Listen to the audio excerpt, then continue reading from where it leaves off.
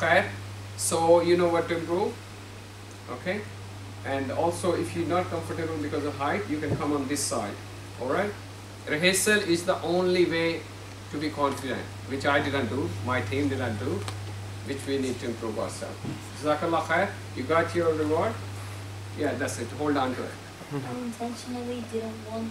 You don't need to justify it. We'll ask you if you have to. Jazakallah. Carry on, brother. Jazakallah khair. I would now like to call upon Abdul Rahman to compose the history of Hajj. Our blessed Sultan. We need to because otherwise it's too much to remember for the kids. I would like to call upon Uncle Umar to come and compose the questions.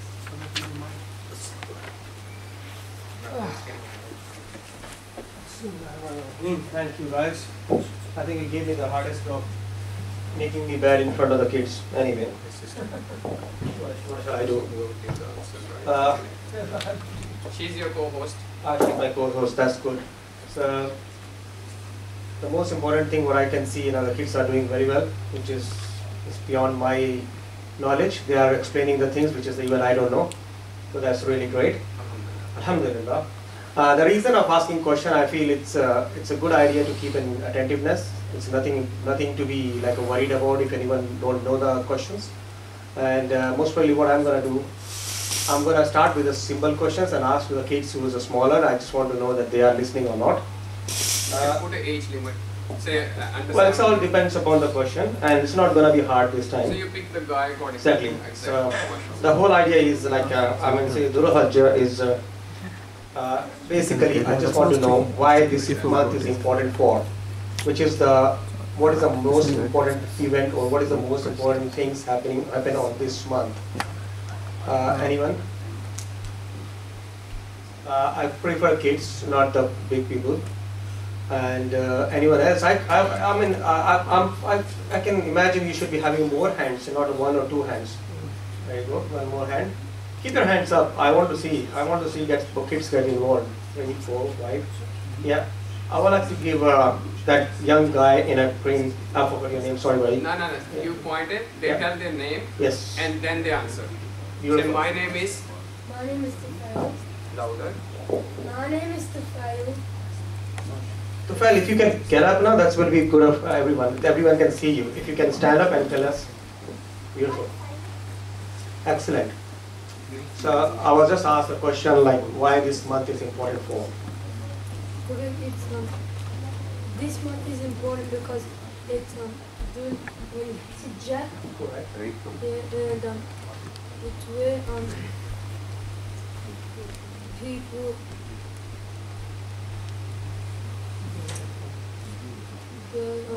go to the Kaaba. Beautiful. Buddy, you can come here.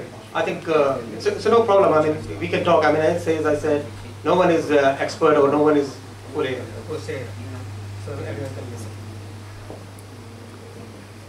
This is important because this month is important because this is Eidun Adha and it's Eidun Hijjah. Hajj people. Beautiful. Thanks a lot. Thanks a lot. MashaAllah. MashaAllah. Good efforts. Just one for one question. And the beautiful lady gave you this one, the prize. Thanks for that. And the second question I would like to ask is,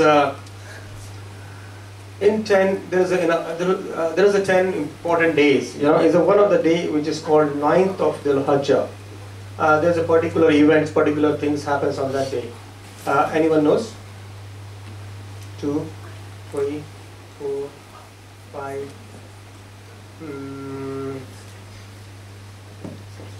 Shayyan, come here.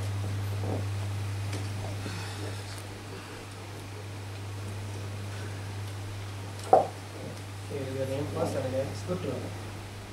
My name is Shayyan, and the answer to the question is Eidul Adha, and also the pilgrims also go to the plain of Adha. Okay.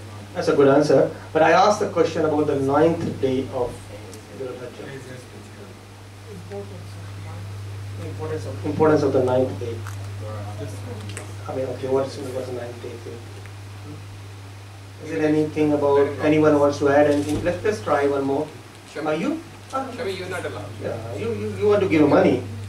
Okay, anyone else? Come on. Yeah, you come here.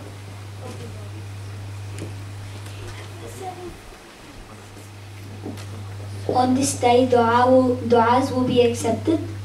Yeah. That is the day of Yeah, it's called the day of Arafat. Thank you. Thanks a lot. And the most important thing, what about the 10th day? This gentleman is trying his best. I have to give it to him. Come here. Next time pick the ones who not contributing. They are contributing. Ah yes, that's another thing. But anyway, New ones and the young ones, you would like that. yeah. See, that's a good idea. Actually, the thing is, sorry about that. I appreciate that you tell. I mean, you are the most. Hang on, stay with me. You don't go. I'm saying you are one of the best speakers in this area, and I expect you know all the things. So let's see who else is there. About the 10th day, who can tell me? The small boy. The smallest boy is raising his hand. Who is that? This is the guy who's like, Are you? Come here. Sorry about that. Actually, No, I appreciate we it. all learn. And This is all. as it again, as Brother Shafqat says, this is a learning process. yeah. And there's a nice gentleman.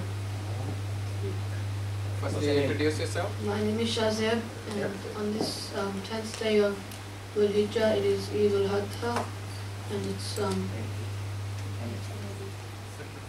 it's where you sacrifice an animal. Yeah. And that's it, I think. MashaAllah. MashaAllah. MashaAllah. Thanks to all of you. And keep attentive. And I just want to add one more thing. It's not a class, alright? But you will get more things. I would like to call MCs. Thanks, guys. Jazakallah, brother. MashaAllah. Can we have a big tabarakallah for Brother Roman? Tabarakallah. Come on, you can do better. MashaAllah. Jazakallah. Now I would like to call upon Abdul Rahman to compose the history of Hajj, our blessed pilgrimage. This is also marked as a question answer because this is all informative. This is the theme information. They should listen attentively. Inshallah.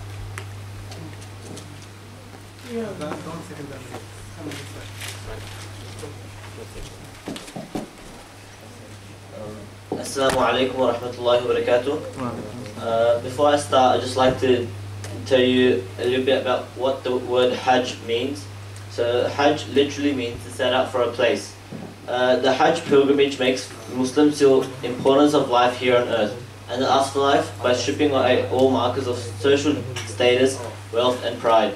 In the Hajj, all are truly equal. Hajj and its rites were first ordained by Allah in the time of Prophet Ibrahim, and he was the one who was entrusted by Allah to build the Kaaba, the house of Allah, along with his son Ismail at Mecca. After building the Kaaba, Prophet Ibrahim would come to Mecca to perform Hajj every year, and after his death, this practice was continued by his son. However, gradually, with the passage of time, both the form and the goal of the Hajj rite were changed. As adultery spread around Arabia, the Kaaba lost its purity and idols were placed inside it. Its walls became covered with poems and paintings, including one of the Prophet Isa and his mother Maryam, and eventually over 360 idols came to be placed around the Kaaba. During the Hajj period itself, the atmosphere around the sacred precincts of the Kaaba was like a circus.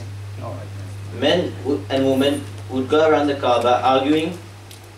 Men and women would go around the Kaaba naked, arguing that they should present themselves before Allah in the same condition that they were born in. Their prayer became devoid of all sincere remembrance of Allah, and instead was reduced to a series of hand clapping, whistling and blowing of horns. Singing, drinking and other acts of immorality were rife among the pilgrims, and poetry competitions which were held were a major part of the whole Hajj event. Thus the people had totally abandoned the teachings of the forefather and leader Prophet Ibrahim. This sad state of affairs continued for nearly 2,500 years. But then after this long period, the time came for the supplication of the Prophet Ibrahim to be answered. Our Lord, send amongst them a messenger of their own, who shall recite unto them your ayat, and instruct them in the book and the wisdom and sanctify them. Verily, you are the Almighty, the All-Wise.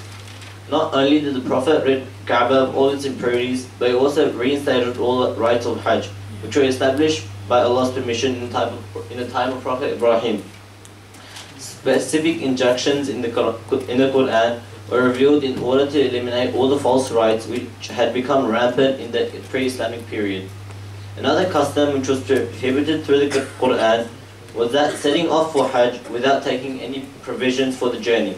In the pre-Islamic period, some people who claimed to be mutawakkilun, those having complete trust in Allah, would travel to perform Hajj begging for food through the whole journey.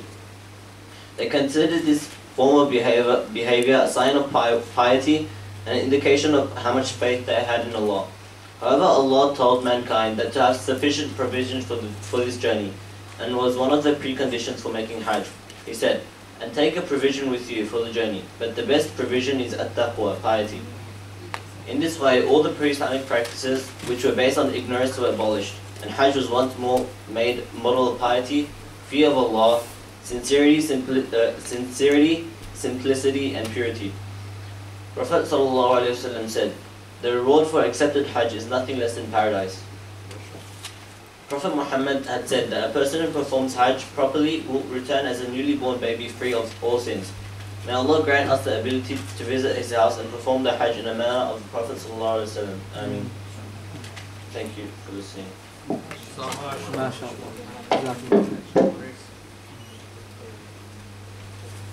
Brother, stand here. Okay. So, what did he do good? Put your hand up. Yes, Ahmad. He has eye contact. I think I don't agree too much, but you say so. Yes, Brother Tafel. What did he do good? Oh, excellent. Okay. Zach, any other thing which you... Yes? His references to the prophets and other scholars. Yep, so he used the good references. That's good. So informations are good? Alhamdulillah. So yes, Tafel. Hajj means, so you learned that thing? What is it? Okay, that's good. So if you learn one information, is what's coming. MashaAllah.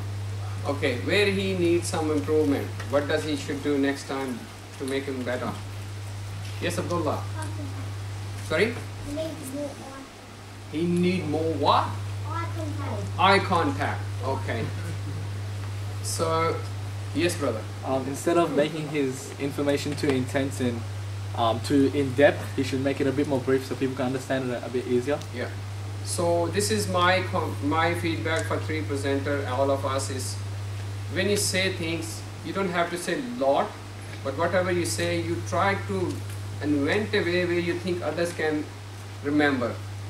We will work on this later, but just remember this thought, what I say. What did I say, Hamza? You said to make the speech more shorter so people can remember it in such a way that they can revise the speech again and again. This is one of the technique I used. So I made him repeat what I want him to remember. So this is one of the technique. There are many other techniques, but your purpose, I shouldn't take this long, this is not teaching session. Okay, Jazakallah. And where's my co-host? Can we thank him with the few hasnat? We are only two. MashaAllah. So many things that we're learning, we planned, but because of the things we are learning ourselves, MashaAllah. Jazakallah, back to our team. I would like to call Brother Omar again for question time. Even I forgot about it. Jazakallah. It's going to be intense, man. It's intense. I mean, every 15 minutes you guys have to give an exam. That's not good, huh? Don't use that word. It's corrective word. Yeah, I know. Okay, because it's my exam too. I have to write down myself as well. Anyway. It's called participation. I agree. Yes. So guys, I'm going to make it quick. and I think you guys understand what's the meaning of Hajj, and brother explained it very nicely. There's a few things I just want to ask. First thing that you guys understand before, like the modern Hajj, like what we are doing right now. What the people used to do, what type of competition they used to have in that place, which is they called as Hajj. Can you understand my question? Is there any, if anyone now? What I'm trying to say, like before, like in the olden times when they do the Hajj, you know what sort of competition they goes, then that's what they call Hajj is. The people from different place comes and do that competition. All right. So hope there's only one man, and I really understand that the brother very clearly mentioned about that thing. Okay. All right. Go ahead, man. Yeah, you can say from there, no problem. I only know one of them, and it's poetry. Exactly.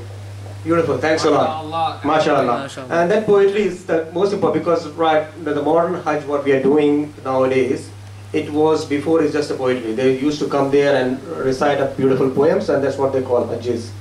Okay, which is now changed too.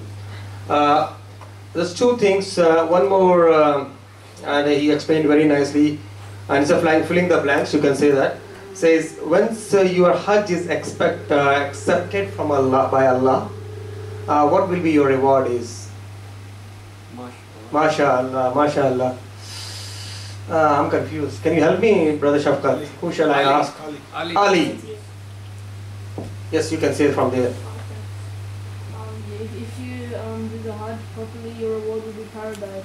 Beautiful, MashaAllah, MashaAllah. So that's the importance of Hajj actually. I don't want to go for a step and steps. You should get the core point of a Hajj, what exactly the benefit we will get it. And the third and last question is, again related to the same thing. Once your Hajj is got accepted by Allah, and you will become like a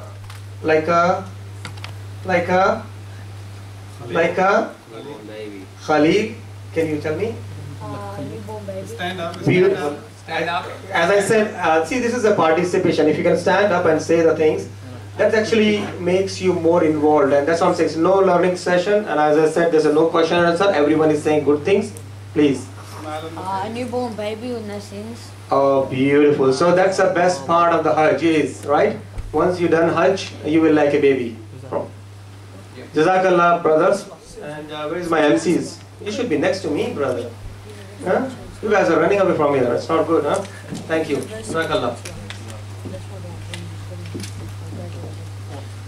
Jazakallahu khairan. Now I would like to request Asif and Hamza to bring the table into the middle.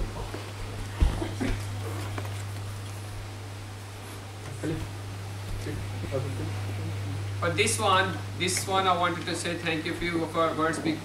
It's made by the Bankstown team. Bankstown team is here. There are 5-7 of them, and we used it before. Brother Ali is who's been doing this for a few years. And for this one, we might need to come down and stand up like you watch things. So we might have a squeezy thing, but it's okay. Purpose is we can experience from the closer look. We all come and stand up, and whoever will be presenting, if there are shortcomings, Ali Bhai will contribute what we're missing, so we learn the Hajj as close as possible. So we circle around. We can do in the middle, because otherwise the projector will be, either you can turn it off and we go in the middle. So everybody, we take in the middle. Thank you, Hamza. It's better. So first of all, the young ones make a circle. Young ones, so who has a length. Then the 12 years and less, and then the uncles. Uncles can stay behind. Most of them the Haji anyway. So you go join us. You go. Come and have a look. Who's presenting?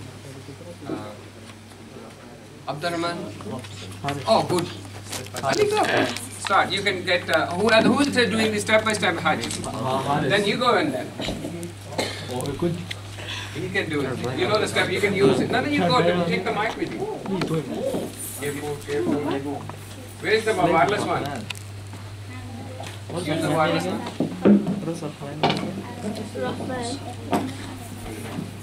Assalamu alaikum wa rahmatullahi wa barakatuh. My name is Haris and I'll be presenting to you the steps of Hajj.